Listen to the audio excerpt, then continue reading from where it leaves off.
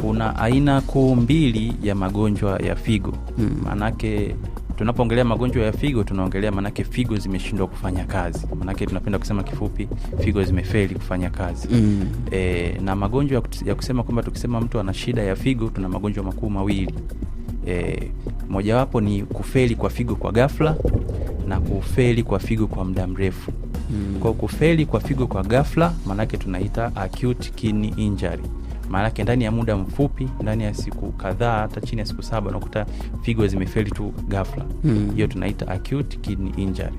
Na aina ya pili ya ugonjwa wa kufeli wa figo ni kufeli kwa figo kwa muda mrefu. Maanake ni tunasema ugonjwa sugu wa figo sasa. Hii mara nyingi utakuta ni kuanzia figo zimeendelea kufeli kuanzia muda kipindi cha miezi 3 na kuendelea. Kwa shida ya figo ile ya muda mfupi ya ghafla ikiendelea ikazidi miezi 3 tayari inaenda kwenye ugonjwa sugu wa figo. Ndio tunaita chronic kidney injury. Au chronic kidney disease. Okay. Kwa hizo ndo aina kuu mbili za kufeli kwa figo. Okay, figo zinafeli. Kuna wakati nafuatilia nilipata kuona kuna saratani ya figo, lakini kuna ile mawe kuwa kwenye figo. Hiyo inakuwaje? Sawa. Kwa hiyo tunapoongelea visababishi au sababu za kupelekea figo kufeli, aidha zije kwenye hizo aina kuu mbili. Kuna sababu visababisho tofauti. Ndio. Tunajua kwa mfano kama ulivyosema kuna saratani ya figo. Maanake unatokea mtu anapata saratani ya figo. Maanake saratani ya figo ikitokea, figo baadaye itashindwa kufanya kazi, itaingia kwenye kufeli. Ndio. Lakini kuna visababisho vingine, kwa mfano unakuta mtu ana mawe kwenye figo. Ndiyo. Mawe kwenye figo yakiendelea muda mrefu, manake ataenda kusababisha uzibaji au obstruction. Kisababisha uzibaji, manake utakuta mkojo unapotoka kutoka kwenye figo kushuka kwenye ile mirija yake kuja kwenye kibofu, kule unakuta inazuia. Ikizuia manake utakuta ni kama vile mtaro umeziba. Kwa manake huku nyuma kurudi kote kutajaa.